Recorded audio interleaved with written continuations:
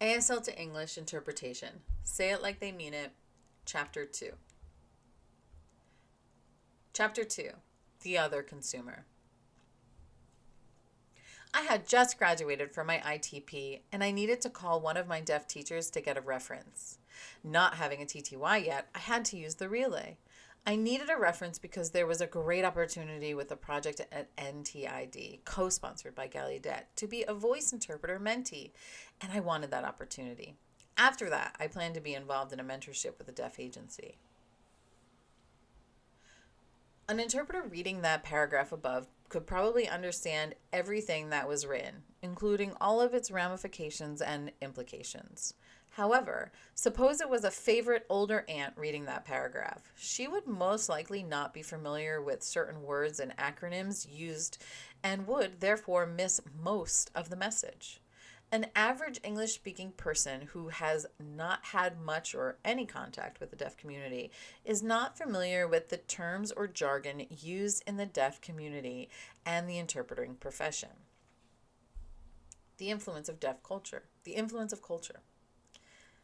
The language a person uses is embedded within the culture in which that person lives. Understanding spoken or written communication is dependent on prior contextual experiences. When someone has not yet had any experience with a particular language and then uses an interpreter, it becomes the responsibility of the interpreter to provide an interpretation that allows the recipient to infer what is intended from the source. Working between cultures is one of the most difficult aspects of interpreting. People in any culture tend to look at things from their own perspective. Many of the words which appear to be equivalent in two languages are not. For example, the Spanish word galeria, besides meaning gallery, can also mean a women's jail or tall hat. Whenever interpreting occurs, there are at least two consumers, each with a unique culture, language, and identity. Interpreting into English does not only entail the work of going from one language to another, but also involves interpreting from one culture to another. Every person is strongly influenced by their own culture, and for that reason, the ideas, behaviors, and beliefs held by that person are seen as the right way. Therefore, he or she will often try to superimpose his or her own values, beliefs, and behaviors on people encountered from other cultures. Cultures can be viewed in three different ways: ethnocentrism, which is the attitude that one's culture is superior to others and that one's beliefs, values, and behaviors are more correct; xenocentrism, the belief that anything foreign is best and one's own lifestyle, products, or ideas are inferior to others; or cultural relativism. Behaviors, lifestyles, and ideas of certain cultures are judged within their own context rather than by the standards of another culture. This is the approach taken by anthropologists. People who are not exposed to and who do not study other cultures will probably be ethnocentric. Interpreters then must make any necessary cultural adjustments for those who are not familiar with or who have not yet been exposed to deaf culture. As interpreting students lose their own ethnocentrism, their ability to interpret for consumers from varied cultural backgrounds will be enhanced. Interpreters strive for equivalency between two languages and two cultures. Merely encoding words, the lexical items, taking the grammatical structure of the source language and producing an equivalent lexical items and grammatical structure of the target language is not enough. People need to understand each other. This understanding is accomplished not only by having a common language, but also by having an agreed upon concept of what the words represent. Therefore, interpreters must make sure that culturally implicit information in the source language will be explicit in the target language. Each language labels particular areas of reality or experiences differently. Therefore, a hearing person may not understand what a deaf person really means by the use of certain words. Culture influences meaning.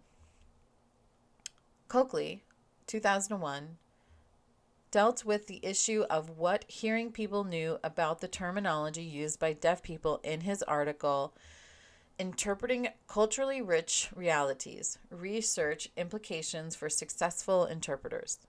In a study conducted in 1999, he interviewed 190 English speakers about their knowledge and understanding of 8 English words commonly used in deaf culture: mainstream, cochlear implant, sign language, ASL, Gallaudet, hearing, hard of hearing, and deaf.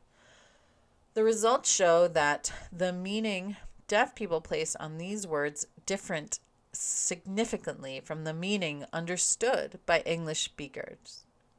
For example, most English speakers still see the word deaf from a pathological perspective instead of a cultural one. Coakley states to interpreters, "It is incumbent upon us to remember that our responsibility is first and foremost to convey the meaning and intention of speakers and signers and their text. In rendering our interpretations, however, we cannot and must not assume that because we have acquired additional semantic sense of lexical items,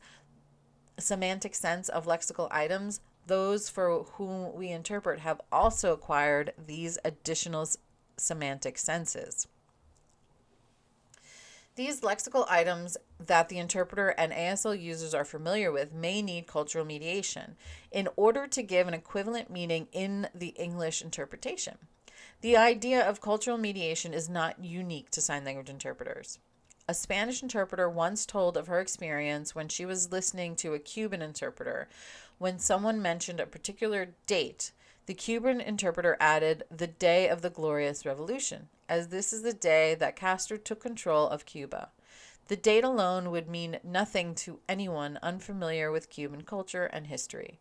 The Cuban interpreter added this information to signify the importance of the date to that culture. Spingram, 2001, also looked at how words are perceived differently in deaf and hearing cultures. Her study dealt with an English speaker's knowledge of the deaf community and its related terms. And symbols. The following 15 words, acronyms, and symbols were shown to 20 English-speaking respondents. TTY, ADA, interpreter, deaf, NAD, ASL, closed caption, relay operator, TTY, mainstream educator, the TTY symbol, the interpreter symbol, symbol of an ear, American Sign Language, Gallaudet University, and the symbol for closed caption. Out of a possible 300 responses, 134 were answered correctly, 128 were incorrect, and 38 were ambiguous. The results of the study show that words and symbols which sign language interpreters are familiar with are probably not familiar to the average English speaker. The study concluded that most deaf people do not possess a broad enough understanding of even the most basic deaf community-related terminology to be able to adequately navigate a communication situation with a deaf person without an interpreter present to provide adequate and appropriate lexical level explanations and cultural mediation. Often when people learn new information, they assume others know it too. These two studies clearly demonstrate that as interpreting students learn new information about a culture and language different from their own, they must keep in mind that most English speakers have not learned the same information. Dennis Coakley, 2001, concluded in his study with the statement that interpreters must be ever mindful of the ignorance of other people, or the ignorance of others.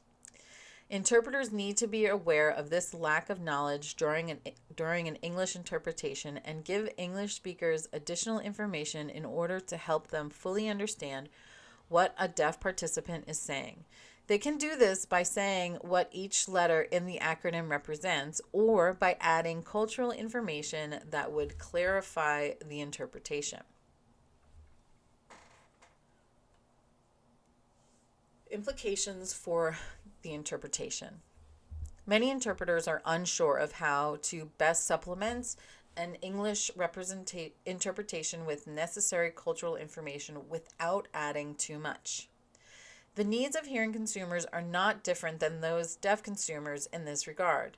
In workshops and classrooms, interpreters are taught that when interpreting from English to ASL, they need to drop form and look for meaning, seek language equivalency, or simply explain to the deaf consumer what is meant by what is said.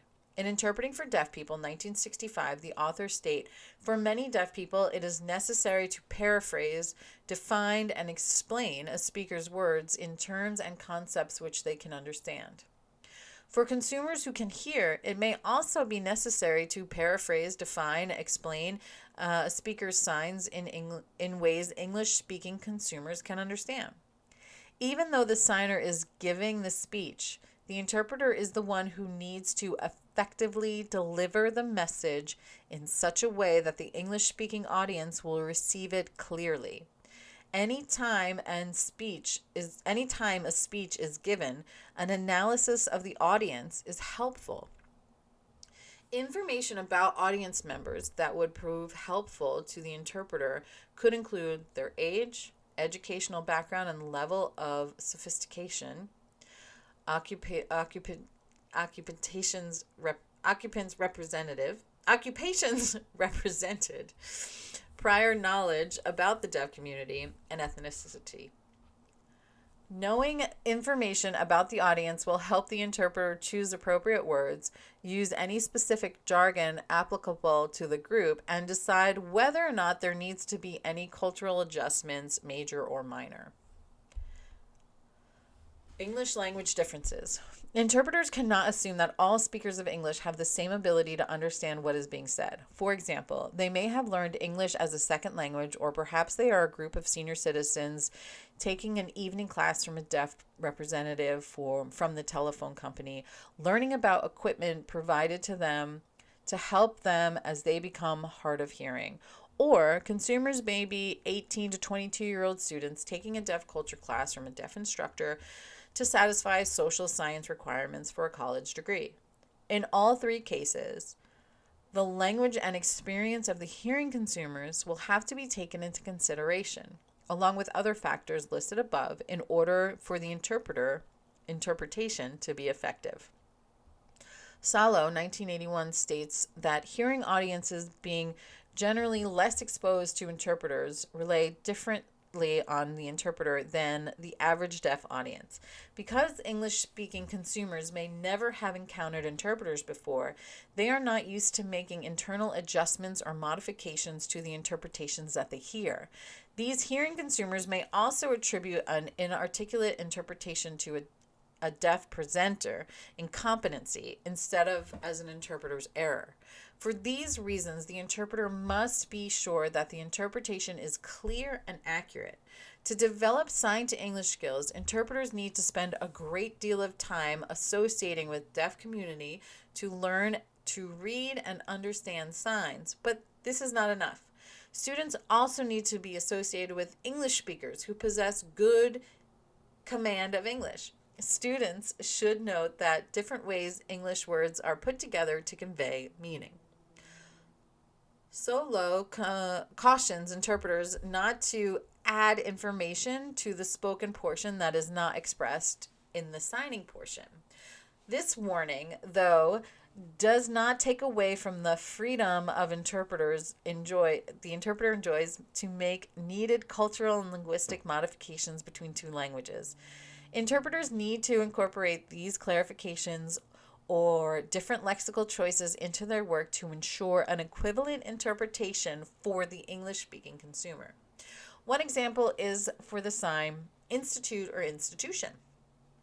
For many deaf people who have attended school for the deaf, this word may invoke memories of a time when they were not the odd man out, but rather the norm. The English speaker has a different idea of what the word institute or institution means and may better understand the phrase residential school for the deaf, which would not carry a negative connotation. In the same manner, the concept of a hearing classroom may not be understood when stated as a regular classroom with hearing students. Evaluating the need for cultural adjustments. There may be a need for cultural adjustments during the interpretation process, but these adjustments will not be necessary in every situation. Anna Mindless offers a list of parameters to consider when deciding whether to make a cultural adjustment or not. The first parameter is whether the parallelism between the cultures. If content is being interpreted is the same in both cultures, there is no need for cultural adjustment. Second, the interpreter must consider whether the deaf client identifies with deaf culture or hearing culture. The use of signs does not always mean that a person identifies with deaf culture. If the deaf client identifies more with hearing culture, there may be less of a need for cultural adjustments in the English interpretation. This may often apply to people who were latent deaf. Next, the people involved may have a high degree of biculturalism. Some deaf people move comfortably between the two cultures and are aware of hearing norms in many situations. Also, the English speaker person may have some signing skills or have been exposed to deaf culture professionally, socially, or personally, and may therefore be knowledgeable of deaf culture and understand the vocabulary and all its implications in deaf culture. Finally, the interpreter may be new to a situation where there is an ongoing relationship between the two consumers. These two people may have worked together and have figured out ways of communicating without the interpreter. If an interpreter makes so many cultural adjustments that the deaf person seems to have a whole new personality, the hearing consumer may be puzzled. In this case, no adjustments would be needed. Summary of Chapter 2. Beginning students of sign language generally do not know much about deaf culture. Many students feel initially that sign language is based on English. They have no idea of the grammatical, linguistic, or cultural issues they will encounter. Eventually, they will learn that American Sign Language is a language in its own right. As they move forward into interpreting, they will see that they need to make linguistical and cultural adjustments during the interpreting process. Classes, workshops, and discussion groups are often geared towards helping interpreters learn how to make linguistic and cultural adjustments during an English to sign interpretation. Interpreting assignments generally consist of at least two consumers, one who is deaf and uses ASL or sign language, and another who can hear and uses English. Both consumers have a language and a culture unique to themselves, and the English-speaking consumer will often need cultural and linguistic adjustments or explanations of terms used by the deaf consumer. Coakley in 2001 and Spingram in 2001 each did a study on the recognition of words familiar to deaf people and interpreters by hearing English-speaking individuals. Coakley concluded that interpreters need to convey the meaning and the intentions of deaf consumers to English speakers who do not share the same perspective. Spingram's study concluded that interpreters need to be aware of the same issue and give English speakers sufficient information in the English interpretation to help them understand what is being said. Providing an adequate and equivalent English interpretation to hearing consumers requires that interpreters study English uses, American culture, and language variation based on age and geographic. Interpreters must think of hearing consumers not as one homogeneous group, but as individuals who need adjustments to the culture and linguistic information interpreted to them. The interpreters must understand that making certain vocabulary choices for hearing consumers is critical, as they have had less experience working with interpreters and rely differently on interpreters than deaf consumers do.